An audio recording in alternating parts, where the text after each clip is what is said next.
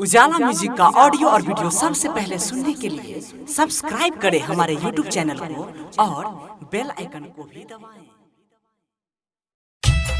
अखन अपने सुन रहल छी राघवप्रिया दीपक के आवाज में सुंदर सन मैथिली देवी गीत रिकॉर्डिंग भाई उजाला म्यूजिक प्रेजेंट राघवपुर सक्री।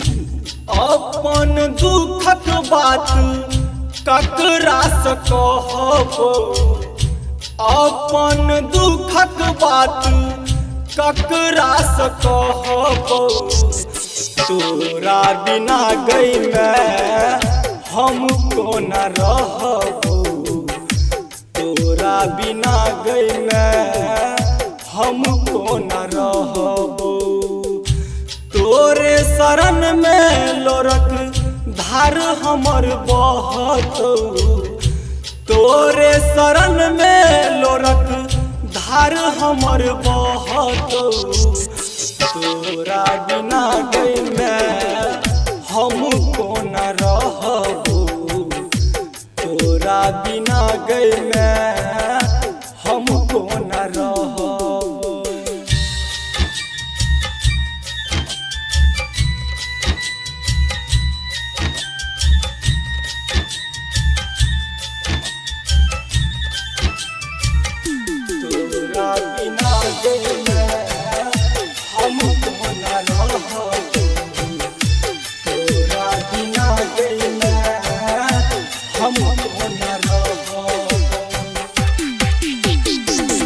आचरा के छैया में हमरा रखलही, तब किया हमरा सँ मुँह मोड़ ले, तब किया हमरा सँ मुँह मोड़ ले।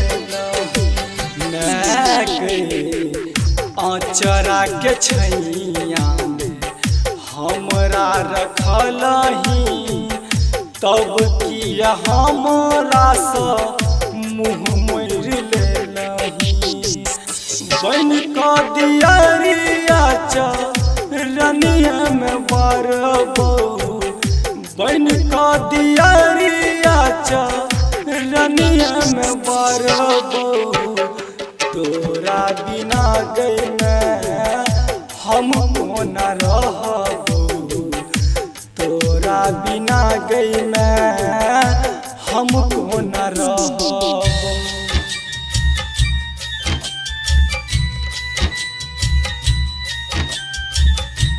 रिकॉर्डिंग भाई उजाला म्यूजिक प्रेजेंट राघवपुर सक्री। तोरा बिना गई मैं हमको न रहबो, तोरा बिना गई मैं हमको न रहबो। चंदन चरण से हम फूलबा मंगेलौं, दीपक राघवपुरिया सँ पचरा गबेलौं, दीपक राघवपुरिया सँ पचरा गबेलौं। चंदन चरण से हम फूलबा मंगेलौं, दीपक राघवपुरिया सँ पचरा गबेलौं।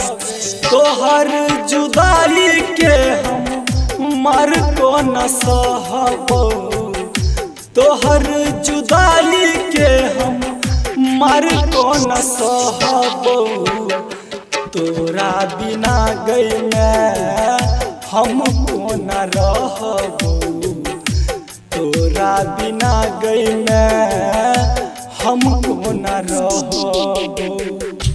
अपन दुखक बात ककरा से कहबो, अपन दुखक बात ककरा से कहबो, तोरा बिना गई मैं हमको न रहबो, तोरा बिना गई मैं हमको न रहबो, तोरे शरण में लोरक धार हमर बहत, तोरे शरण में लोरक धार हमर बहत, तोरा बिना गई मैं हम कौन रहबो, तोरा बिना गई मैं